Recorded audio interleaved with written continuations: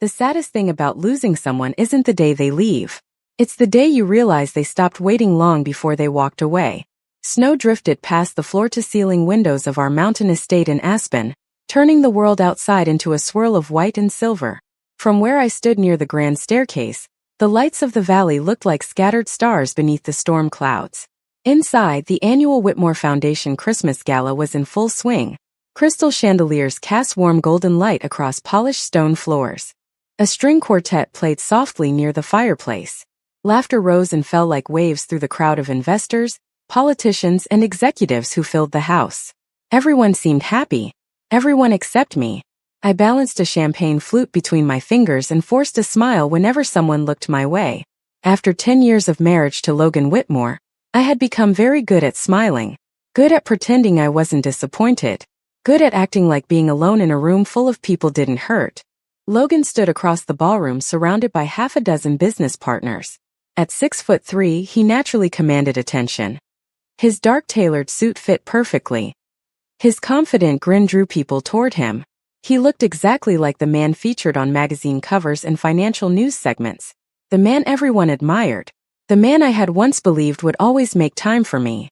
I watched him throw his head back and laugh at something one of his associates said. The sound carried above the music. Warm. Relaxed. Effortless. I couldn't remember the last time he laughed like that with me. The realization settled heavily in my chest.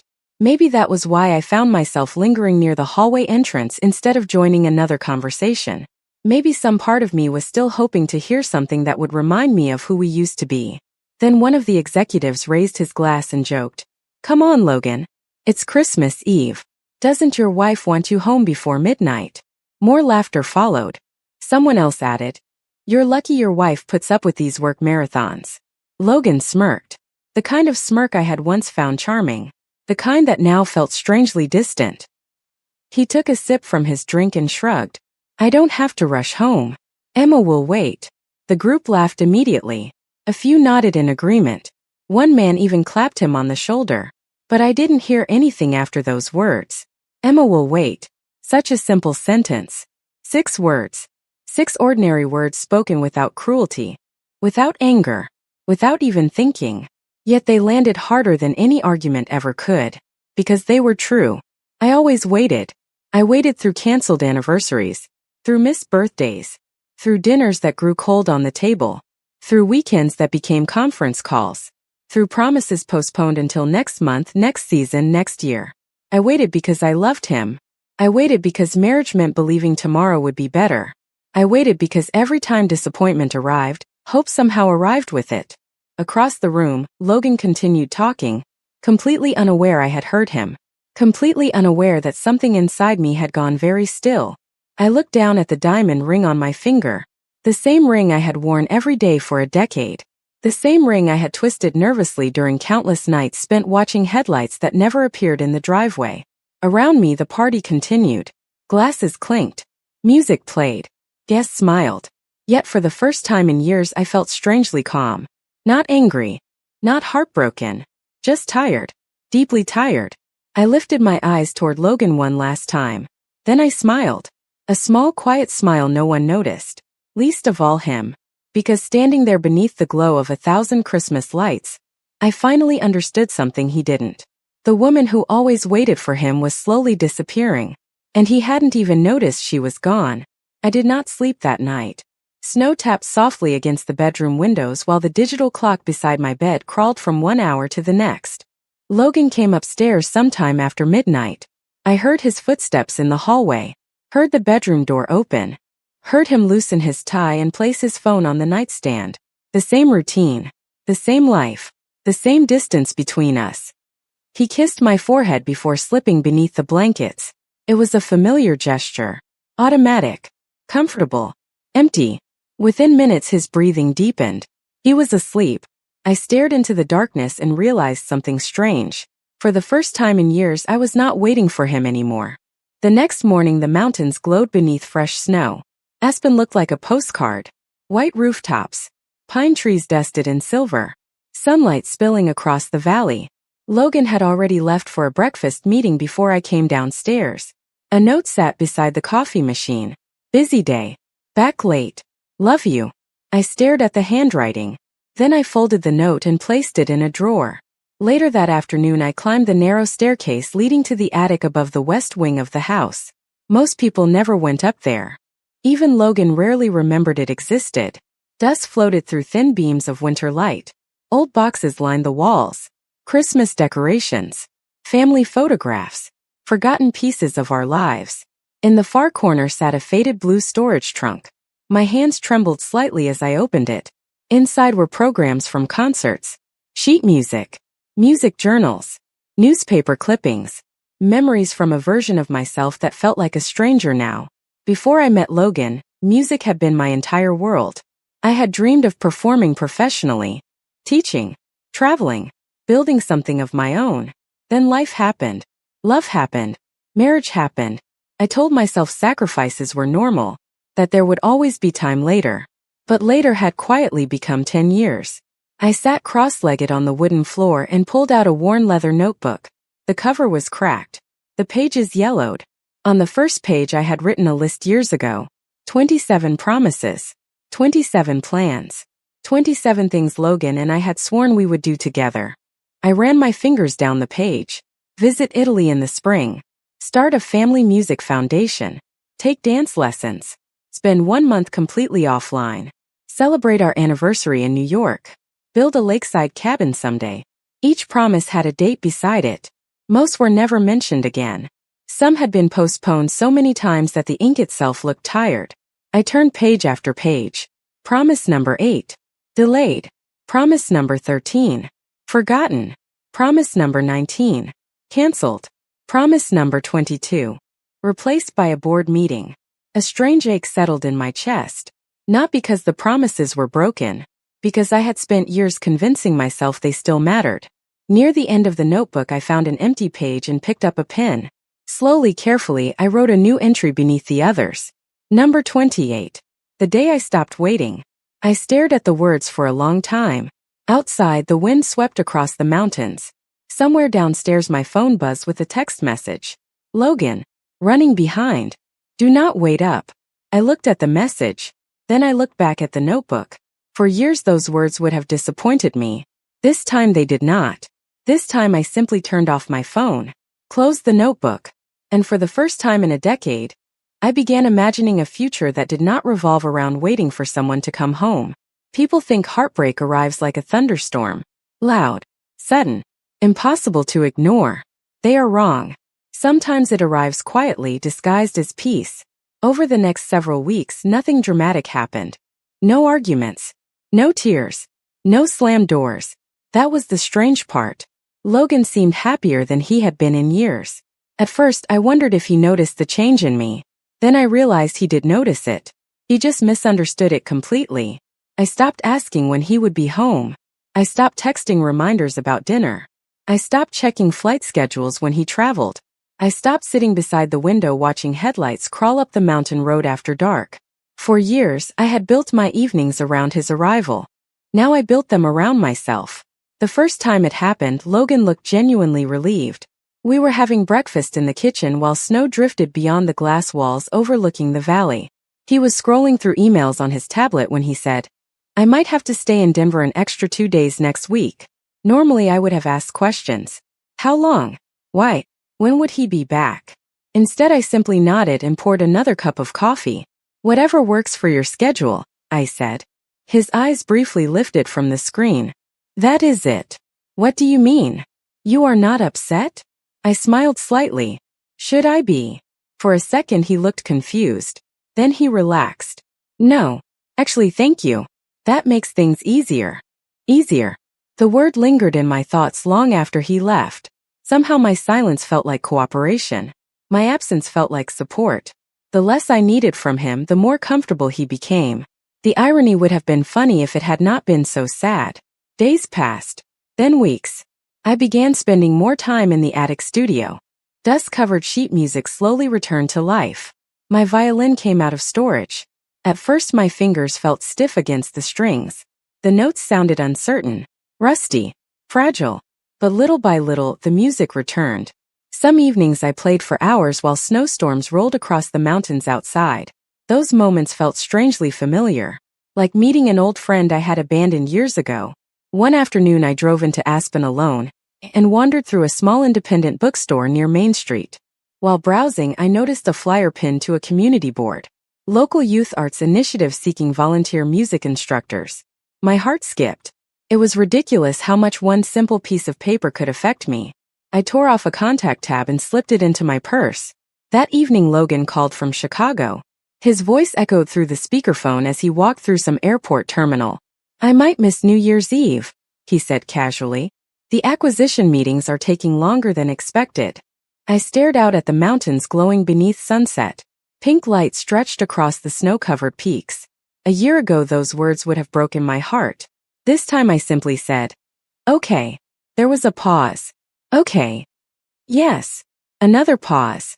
Longer this time. "You really are not upset." I looked at my reflection in the window.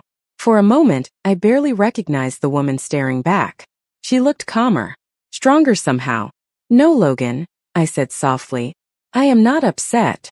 After we hung up, I sat alone beside the fireplace. The house felt different now.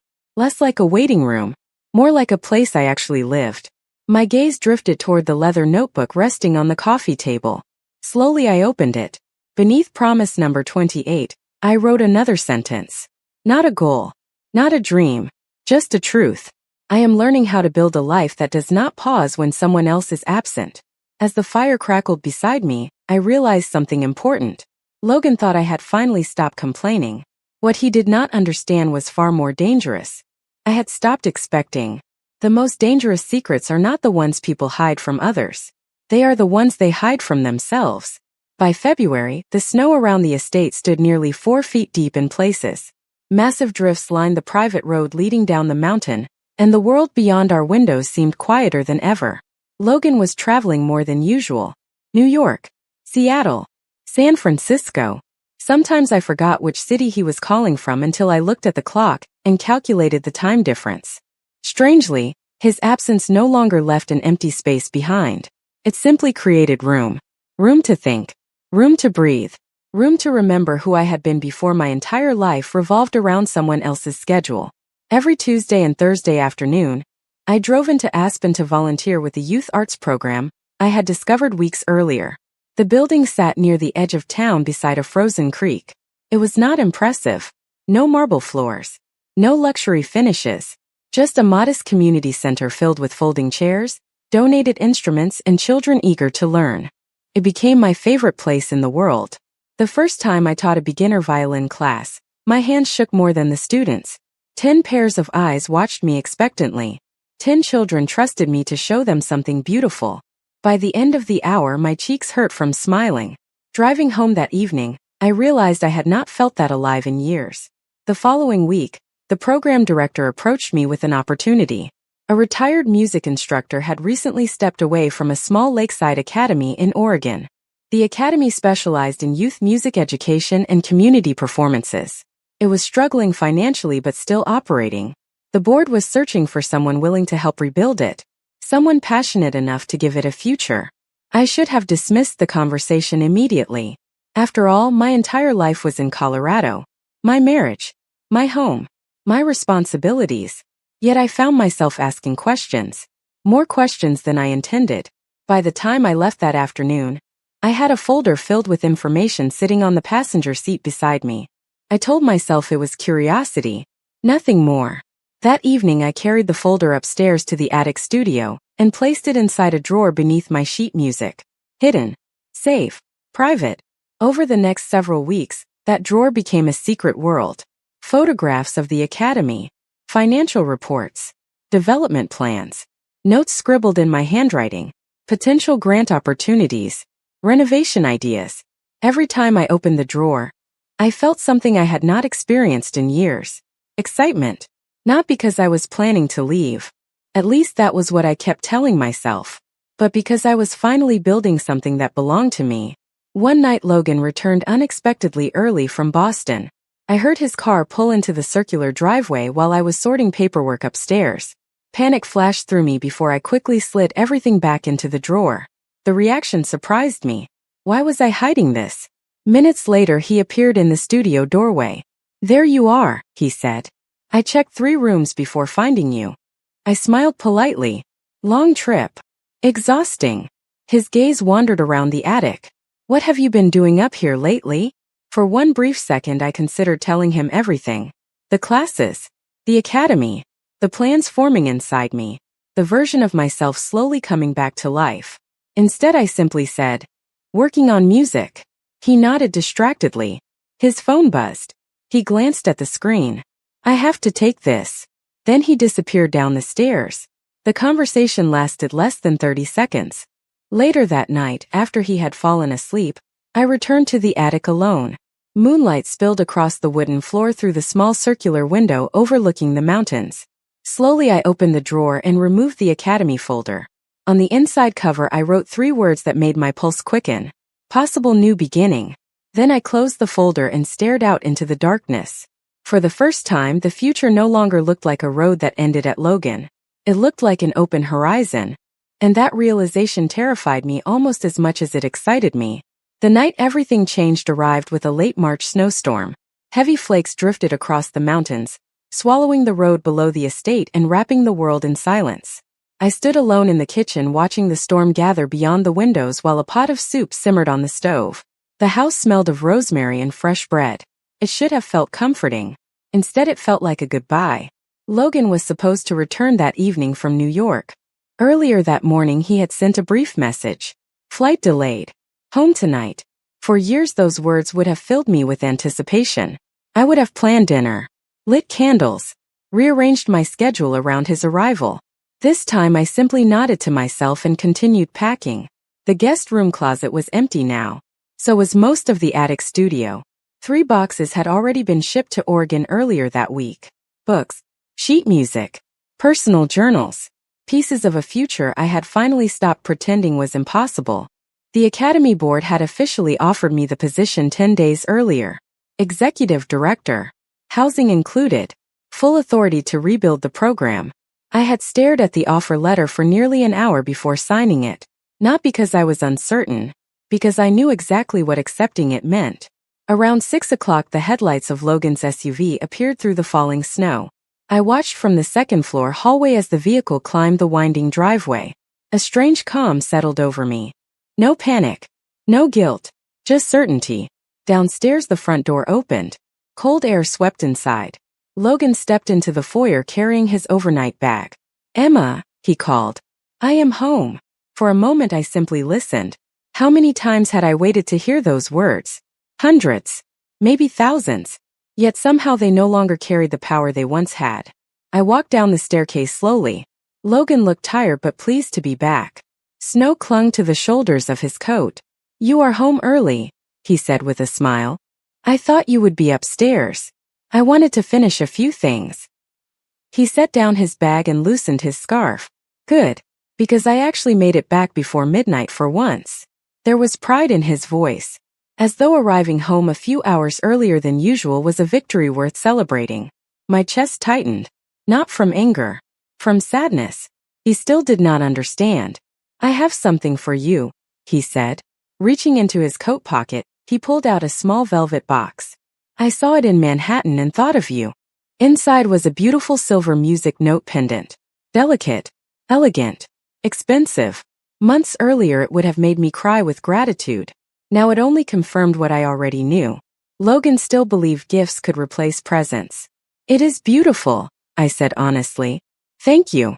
Relief crossed his face. "Good. I was hoping you would like it." Then his phone buzzed. Instinctively he reached for it. "Read the screen." Began typing a response. The moment lasted less than 5 seconds. Yet somehow it felt like the perfect summary of our marriage. I watched him answer emails while standing in the foyer of the home he barely lived in. Something inside me finally settled. Later that evening, after he retreated to his office for what he promised would be only 20 minutes, I walked into the dining room. On the long oak table sat a single envelope. I placed my wedding ring beside it. Then I added a handwritten letter. No accusations. No bitterness. No list of grievances. Just the truth. When I finished, I looked around the room one final time. The chandelier above. The fireplace. The mountain view beyond the glass. 10 years of memories surrounded me. Quietly, I picked up my coat and suitcase. Outside, snow continued falling beneath the porch lights. I stepped into the storm and closed the front door behind me. For the first time in years, I was not waiting for someone to come home. I was finally going somewhere of my own. The first thing Logan noticed was the silence. Not the ordinary silence of a large house. Not the peaceful quiet that settled over the estate after midnight. This was different. Felt hollow. Wrong somehow. He emerged from his office nearly an hour later, rubbing tired eyes and expecting to find me curled up on the living room sofa with a book in my lap. Instead, the room was empty. The fireplace still glowed softly. A half-finished cup of tea rested on the side table. Everything looked normal. Everything except the feeling in his chest. "Emma," he called. No answer. He checked the kitchen, then the library, then the upstairs sitting room. Each empty space seemed to deepen his confusion. By the time he entered the dining room, something close to unease had begun creeping into his voice. "Emma." His gaze landed on the envelope resting at the center of the long oak table. Beside it sat my wedding ring. For several seconds he simply stared, his mind refusing to understand what his eyes already knew. Slowly he crossed the room and picked up the envelope. His hands trembled slightly as he unfolded the letter inside. The words were short, gentle, honest. There was no anger in them, no accusations, no dramatic farewell. Somehow that made them hurt more. I wrote that I had spent years waiting for a version of our marriage that never arrived. I wrote that I no longer blamed him. That blame required expectations, and mine had quietly disappeared long ago. I wrote that I hoped he found everything he had worked so hard to build. Then I thanked him for the years we shared and wished him happiness. That was all. No forwarding address. No explanation beyond the truth he had spent years avoiding. Logan read the letter twice. Then a third time. By the fourth reading, the words had begun to blur. The house suddenly felt enormous around him. Every room seemed larger than before. Emptier. Colder. He reached for his phone immediately and called me. Straight to voicemail. He called again. And again. The same result. A knot formed in his stomach. One he could not explain away with logic or business experience or confidence. For the first time in years, there was a problem he could not solve with a meeting, a contract, or a phone call. He spent the next hour moving through the house like a man searching for evidence after a storm. My closet. Half empty. The attic studio. Boxes gone. The guest room. Cleared out. Small details surfaced everywhere. Tiny clues he should have noticed months ago. The missing sheet music. The volunteer schedules pinned inside a drawer. Notes written in my handwriting. A life quietly changing while he was too distracted to see it. Near midnight he climbed into the attic and stopped beside the old wooden desk. There he found the leather notebook. Curious, he opened it. The first pages contained lists. Promises. Plans. Dreams they had once made together. One by one he read them. Italy. Dance lessons. Anniversary trips. Family goals. Foundations they never started. Adventures they never took. Almost every promise ended the same way. Delayed. Postponed. Forgotten. His chest tightened with every page. Then he reached the final entries. Number 28. The day I stopped waiting. Logan sat motionless. Snow tapped against the round attic window while the words echoed through his mind. He turned another page and found the sentence written beneath it. I am learning how to build a life that does not pause when someone else is absent. The notebook slipped slightly in his hands. For the first time, he was not reading Emma's disappointment. He was reading her goodbye. Downstairs, the massive house stood silent beneath the storm. No violin music drifted through the halls. No lamp glowed from the bedroom window. No one waited. And as Logan stared across the attic filled with pieces of a life he had never bothered to understand, a realization finally settled over him with crushing clarity. Emma had not left that night. She had been leaving for months. He was simply the last person to notice. Regret is a strange thing. It does not arrive all at once. It arrives in fragments. A photograph. A receipt. A memory you once dismissed as ordinary. 3 days after Emma left, Logan canceled every meeting on his calendar. His executive assistant called twice to confirm she had heard correctly. Investors waited for responses. Board members requested updates. None of it mattered. For the first time in 20 years, work felt distant. Meaningless. The estate remained silent around him. Every room seemed filled with reminders he had somehow overlooked. On the fourth morning, he found himself standing in the master bedroom closet staring at the empty spaces where Emma's clothes had once hung. The absence felt larger than the room itself. Later that afternoon, he opened a storage cabinet in the library searching for old property documents.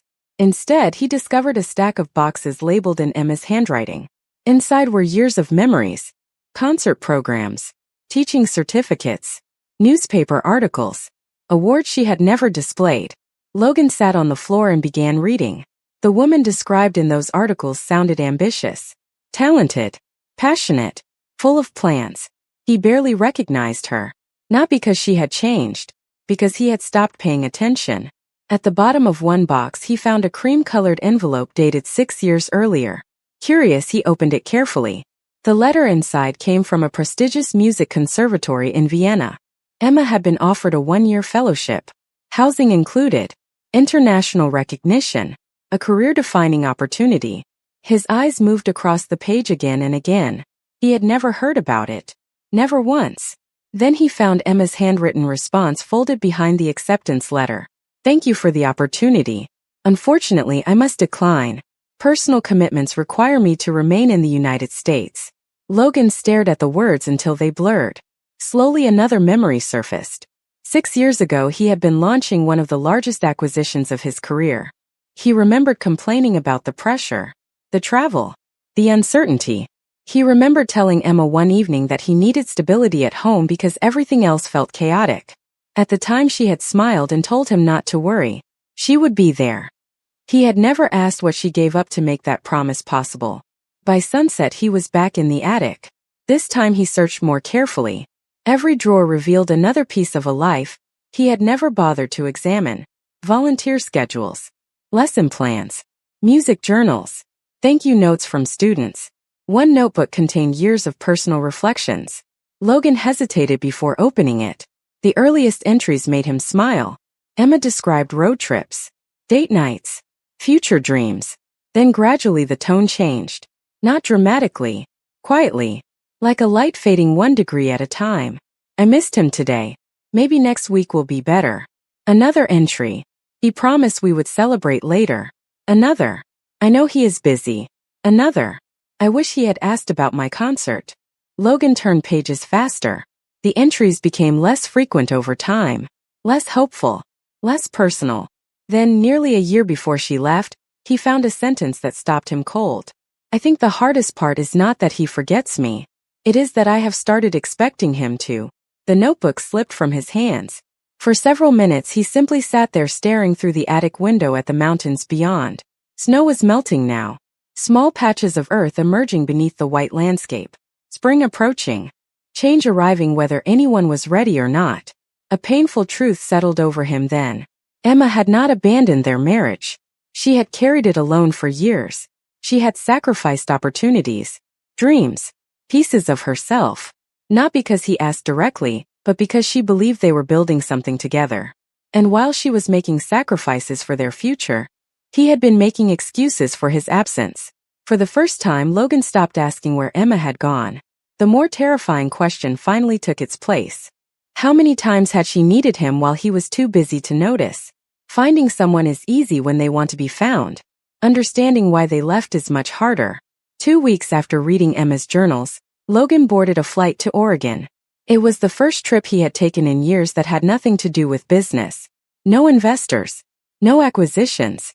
No conference rooms waiting on the other side. Just questions. Endless questions. Rain greeted him when he landed. A cold spring drizzle coated the roads as he drove south through forests and small towns that felt completely different from the world he had spent the last decade inhabiting. There were no private drivers. No assistants managing every detail. No carefully controlled schedules. For once he was alone with his thoughts. And that turned out to be the most uncomfortable place he had ever been. The academy sat beside a lake surrounded by towering pine trees. The property was modest. A few restored buildings. A small performance hall.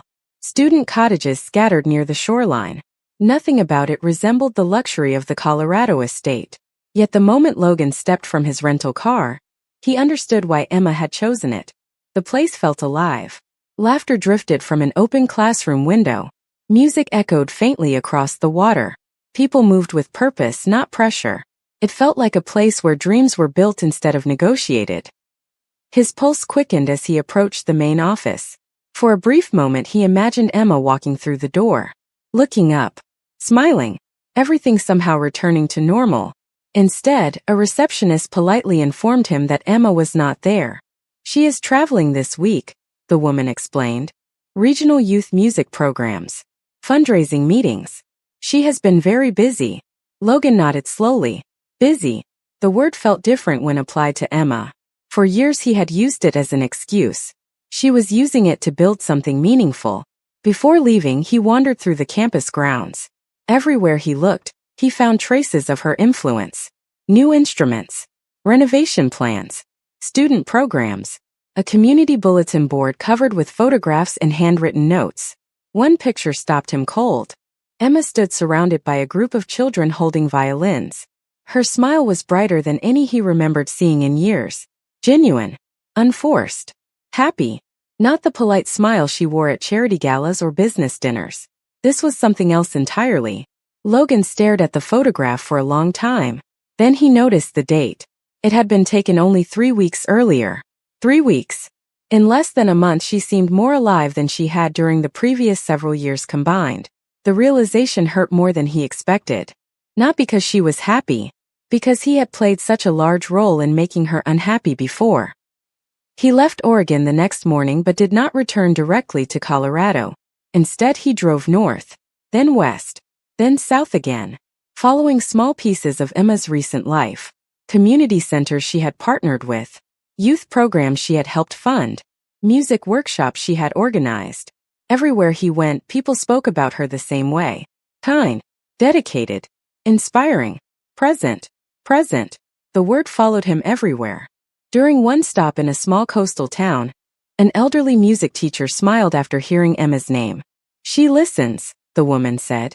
Not many people do anymore. Your friend has a gift for making people feel important. Logan thanked her and walked back to his car in silence. For years he had measured success through numbers. Revenue. Growth. Market share.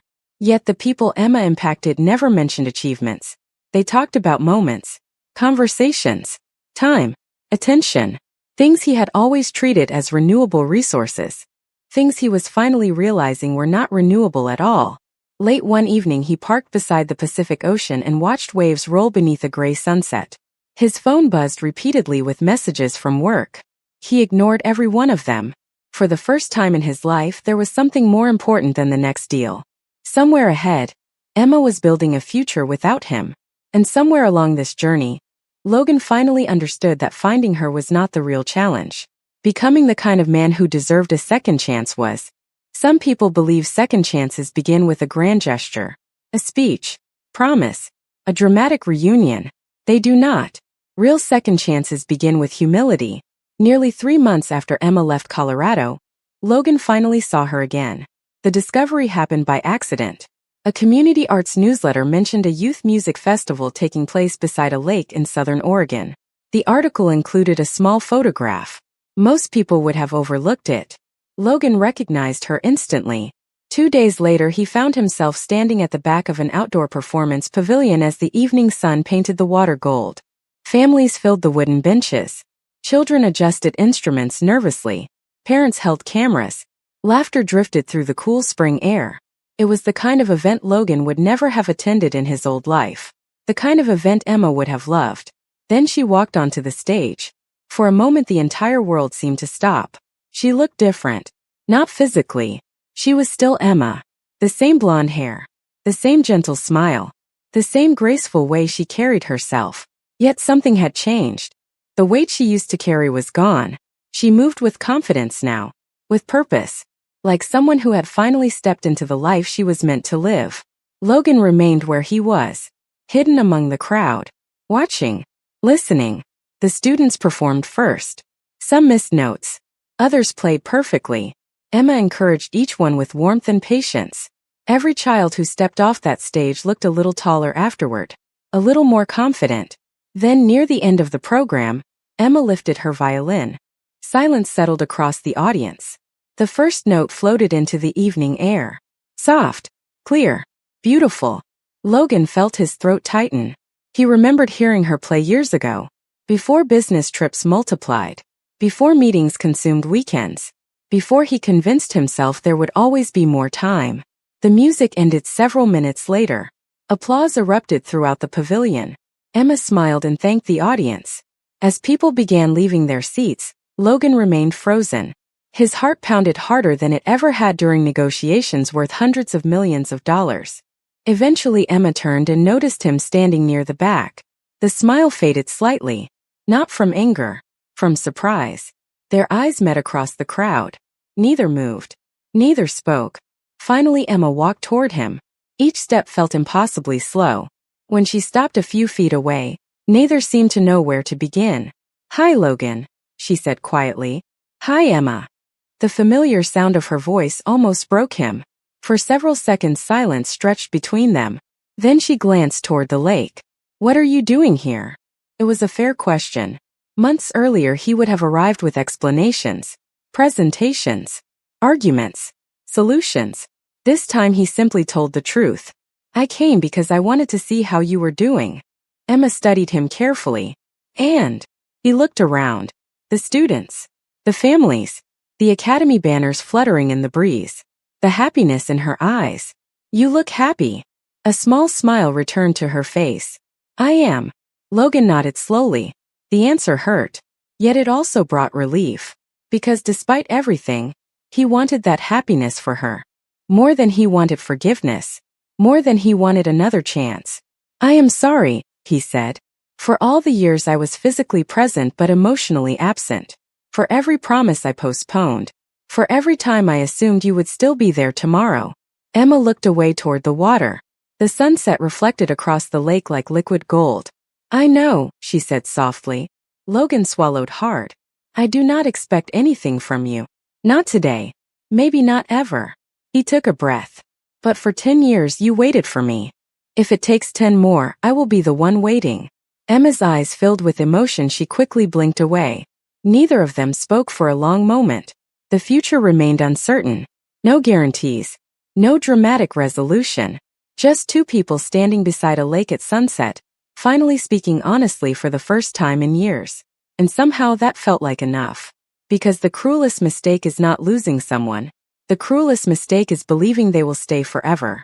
And the greatest act of love is learning their value before it is too late.